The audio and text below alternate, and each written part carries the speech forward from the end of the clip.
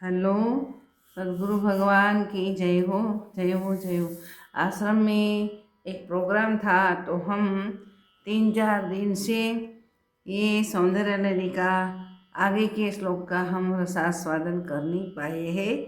भगवती की मर्जी होगी तभी होता है, हम तो उसी की शरण में बेटा।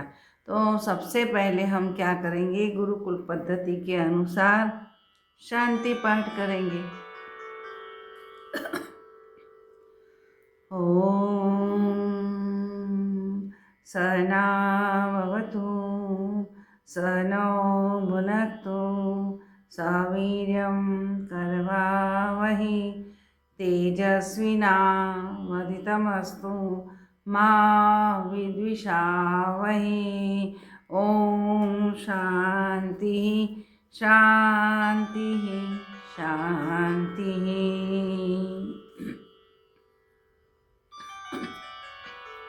चलो 30वां श्लोक।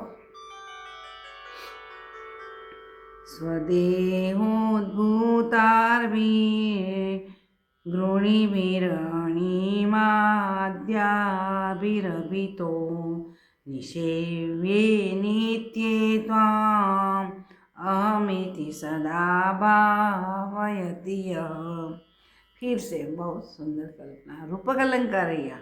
स्वदेहोद्भूताभिर्द्रोणिभिरणिमाद्याभिरभितो निषेव्ये नित्ये त्वाम् अहमिति सदा भावयति यः। किम् आश्चर्यं तस्य त्रिनयनसमृद्धिं तृणयत महासंवर्ताग्नि विरचयति नीराजनविधिं। फिर से। किम् आश्चर्यं तस्य त्रिनयनसमृद्धिं तृणयत महासंवर्ताग्निर्विरचयति नीराजनविधिं। स्वदेहोद्भूता यानी कि आप कैसी वरेण्यम है, यानी कि जो सिलेक्ट करना कि कोई हमें चांस मिल जाए कि क्या सिलेक्ट करें, तो हे भगवती आपका ही हम वरेण्यम करेंगे। तो सभी सांसारिक और अनंत ब्रह्मांड की जो कोई स्थिति है उसी में जो वरेण्यम यानी कि सिलेक्ट करने का मौका मिल जाए, तो हे माँ त्रिपुर सुंदरी आपको ही हम सिलेक्ट करेंगे, वरेण्यम करेंगे। इसीलिए आप वरेण्यम है, आपको सिलेक्टेबल है, वरण करने योग्य है आप। क्यों है वही भी आगे बताते हैं। इतना ही नहीं माता जी, आप नित्य है, इसलिए संबोधन विभक्ति कहा गया है। नित्य हमेशा एवर लास्टिंग रहते और नित्य हमेशा वरेण्यम योग्य माता जी। तो हे माँ, आपके शरीर से जो अणिमा आदि सिद्धियारूपी किरणें निकलती है, वो अपनी आत्मा को सदा तुम्हारा ही स्वरूप मानते हैं साधक। अपनी आत्मा को हे माँ साधक यूनिफाइड हो जाते हैं माता जी के साथ। मैं आपका हूँ और तुम मेरी हो, एक यूनिफिकेशन का जो भाव पैदा हो जाता है। तो आपके शरीर से जो ध्रुणी यानी कि किरण, कौन सी किरण, तो कि सिद्धियाँ अष्ट सिद्धियाँ रूपी जो किरण प्रस्फुटित होते हैं वो उसी के साधक में भी निकलने लगते हैं। यानी कि तेजस्विता, अणिमा, गरिमा, लघिमा, ये सब साधक को प्राप्त हो जाता है। देखो, यूनिफिकेशन होने से, मर्ज होने से, माता जी का जो अस्तित्व उसी में एक रूप होने से ये क्रिया, ये स्थिति या साधक में भी उत्पन्न हो जाती है। इतना ही नहीं, मैं तू ही हूँ, तू मैं हूँ, मैं तू ही हूँ, ऐसा समझकर जो वंदन करता है हमेशा के लिए। इतना ही नहीं, जो शिव स्वरूप तुम हो वही समझकर भी वंदना करता है, ऐसी भावना करके वंदन करता है। और वह जो शिव सायुज्य पदवी को भी तुच्छ मानता है, क्योंकि ये केवल मुक्ति नहीं है, वो सायुज्य पदवी, सायुज्य मुक्ति है। तो ऐसा साधक सायुज्य पदवी को भी तुच्छ समझ के तृणयत है ना, तृणयत यानी कि तृणवत समझ के वो छोड़ देता है, उसी में भी वैराग्य आ जाता है। तब त्रिनेत्र खुलता है, थर्ड आई खुलती है। आज लोग थर्ड आई खोलने के लिए 1-1 लाख रुपया लेते हैं, और 12 साल का व्यक्ति हो, इसी से छोटा है, उसी की थर्ड आई हम खोल देते हैं और उसी का डेवलपमेंट अच्छा होता है। उसी बात में मैं सहमत नहीं हूँ, क्योंकि प्रकृति के विरुद्ध की बात हम करते, प्रकृति के साथ छेड़छाड़ कभी नहीं करना चाहिए।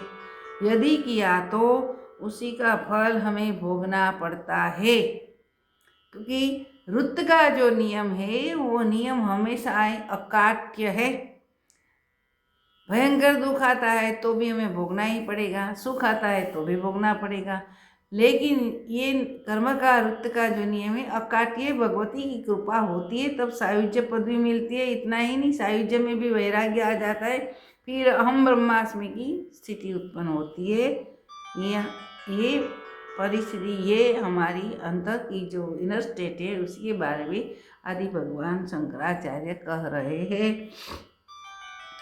तो वो जो एक रूप समझता है साधक, मैं भगवती स्वरूप हो गया हूँ, तो उसी के शरीर के जो किरण निकलते हैं वो भगवती के जैसा निकले, यानी कि उसी को अष्टसिद्धियाँ सहज में प्राप्त हो जाती है।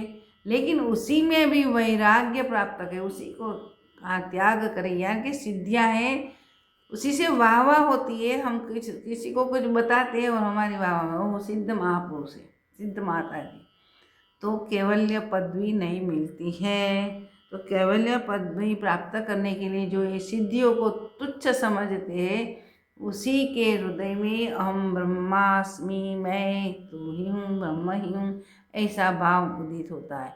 जब ऐसा भाव उदित होने लगेगा और दृढ़ादृढ़ अनुभूति के साथ जहाँ भी जाए ऊँघ में भी वो ब्रह्मास्मि, अहम ब्रह्मास्मि, मैं, I am that, I am absolute, ऐसी जो स्थिति कायम बन जाती है, तो ऐसे साधक हो जाते हैं। तो किम आश्चर्य, क्योंकि आपकी कृपा से आप जैसा आदमी हो जाएगा, व्यक्ति साधक ऐसा हो जाएगा। तो हम यहाँ वो योग दर्शन है पतंजलि मुनि का लिखा हुआ, उसी का योग दर्शन में 3 अध्याय में 50वां श्लोक है, उसमें लिखा है तद वैराग्यात अपि दोषम विचक्षये कैवल्यम दर्शनम। ऐसी सिद्धियों में भी वैराग्य उत्पन्न होता है, तब जो अहम का बीज है वही नाश होता है, डिफ्यूज होता है। जब तक ये डिफ्यूज नहीं होगा, अहम अहंकार और अहम ब्रह्मास्मि, मैं ब्रह्म ही हूँ, वही भावना अहंकार, मिथ्या अहंकार, मैं हूँ, मैं माता जी हूँ, मैं फला हूँ, मैं मुनि हूँ, ऐसी जो भावना है वो उसी में वैराग्य उत्पन्न होने से, यानी कि ये अहंकार डिफ्यूज होने से अहम ब्रह्मास्मि का जो अपरोक्षानुभूति का भाव है वो स्थिर होगा। तो बात यही है कि जो कैवल्य मुक्ति, सारूप्य और सायुज्य आगे, सामीप्य आगे जो मुक्तियाँ बताई हैं, उसी मुक्ति से आगे की मुक्ति है कैवल्य मुक्ति है। वो किसी के सापेक्ष में नहीं चलती, क्योंकि अपरोक्षानुभूति से ही कैवल्य मुक्ति होती है। सारूप्य, सामीप्य, सायुज्य ये सापेक्ष मुक्ति, उसी में द्वैत भाव रहता है। माँ और भक्त अपने को, माँ और साधक और भाव और भक्ति ये आगे आगे चलता है, लेकिन वो भी छूट जाएगा, सिद्धियाँ भी छूट जाएगी। और उसी में जब ज्ञान नेत्र, तीसरा नेत्र खुल जाता है, तो त्रिनेत्र खुलने से जो समृद्धियाँ उसके सामने आके खड़ी हो जाती है, करबद्ध हो जाती है, उसी में भी उसी का वैराग्य दृढ़ हो जाता है, तब ही कैवल्य मुक्ति प्राप्त होती है, तब तक नहीं है। तो देखो परम वैराग्य, उसके लिए योग वासिष्ठ में पर वैराग्य उसको कहा है कि पर वैराग्य से भावना स्थिर हो जाती है हम ब्रह्मास्मि, और अपरोक्षानुभूति से ये भावना उत्पन्न होती है, और बार बार दृढ़ अनुभूति से ये सिद्ध होता है। यहाँ है वरेण्यम और है नित्य, माता जी के लिए नित्य शब्द है और संबोधन क्या है नित्य। तो ये नित्य पद से संबोधन का अभिप्राय है कि सर्व आशा परिपूरक षोडशाचार चक्रस्थ कामाकर्षिणी, जो अष्ट सिद्धियाँ वो अपने आप आकर्षित होकर अपने में प्रकट हो जाती है।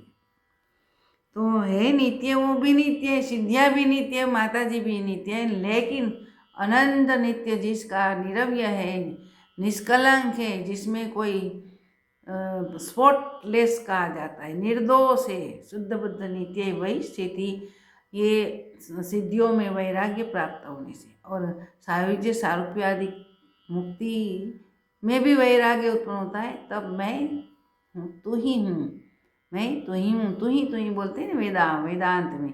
तो हे माँ मैं तू ही हूँ, यानी कि ब्रह्म स्वरूप, तुम्हें ब्रह्म स्वरूप ही नहीं है, तो मैं भी ब्रह्म स्वरूप हो गया है। तो ये ब्रह्मास्मि के बाद दृढ़ अनुभूति हम ब्रह्मास्मि, तब अपरोक्षानुभूति बारंबार होती है, ये निर्विकल्प समाधि की स्थिति बारंबार होती है, तब हम ब्रह्मास्मि की स्थिति। इस व्यक्ति को, साधक को तुम नींद से जगाओ तो भी वो ब्रह्म स्थिति में ही स्थिर रहेगा। तो कहते हैं कि जागृत स्वप्न सुसुप्ति और तुरीय अवस्था हम ब्रह्मास्मि, वो स्थिति हमेशा के लिए स्थिर हो जाती है, क्योंकि वो ऐसा ही समझता है सारा जगत मेरे में से ही उत्पन्न हुआ है, मेरे में समा जाएगा। क्योंकि जो भगवत स्थिति है ब्रह्म की, तो वही उसी साधक में भी आ जाती है। लेकिन कुछ करेगा नहीं साधक, क्योंकि तब भी भक्ति माँ की भक्ति के में वह रत रहेगा। ऐसे कहा है कि माँ संवर्ताग्नि विरचयति निराजन विधि में, तेरा स्वरूप है तो सायुज्य पदवी को तुच्छ लगा।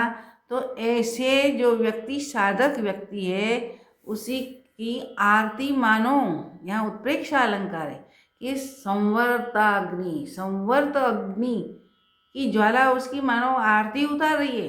तो संवर्ताग्नि क्या है? प्रलय काल में जो अग्नि उत्पन्न होती है सबको भस्म करके महाप्रलय में लीन कर देती है, और बीज भी उसी में समाहित हो जाता है, उस पर एक आवरण आ जाता है। फिर सृष्टि होती तो वो आवरण माँ की कृपा से अपसारित होते हैं, फिर सृष्टि सर्ग प्रक्रिया होती। लेकिन ऐसे जो साधक आप ही बन गए, तो वैसे साधक की संवर्ताग्नि यानी कि प्रलयाग्नि है, वो मानो आरती उतार रहे हैं। देखो सुंदर मजेदार दृष्टांत अलंकार है, रूपक अलंकार है। वो अलंकार की तौर से भी ये श्लोक बहुत अतिशय उसी का वो हम रणकार भीतर में उतारना चाहिए, रणकार होनी चाहिए। सभी आराधना हो, कोई भी आराधना, कोई भी उपासना हो, उसी का अंतिम लक्ष्य तो हाँ केवल मुक्ति है। तो केवल मुक्ति प्राप्त करने वाले बहुत ओछे हैं, कम है। आज कई गुरु सदगुरु है हमारे सामने, लेकिन ऐसी अनुभूति वाले कितने, और ऐसे अनुभवी वाले एका सहस्र सुकोपि माम प्रपद्यन्ते, ऐसा व्यक्ति की मानो ये प्रलयाग्नि ही आरती उतारती है। प्रलयाग्नि भी जब होती है तो उसी का संक्षोभ नहीं होता, उसके हृदय में कोई भी संक्षोभ नहीं होगा, इतनी स्थिति बन जाती है हम ब्रह्मास्मि माँ आपकी कृपा से। तो आज का एपिसोड यहाँ पूरा कर सकते, कल जो हो सके तो 31वां श्लोक हम का रसास्वाद करेंगे। सद्गुरु भगवान की जय हो। माँ त्रिपुर सुंदरिये जय हो। नमः त्रिपुर सुंदरिये नमामि। सद्गुरु भगवान को नमामि। अस्तु।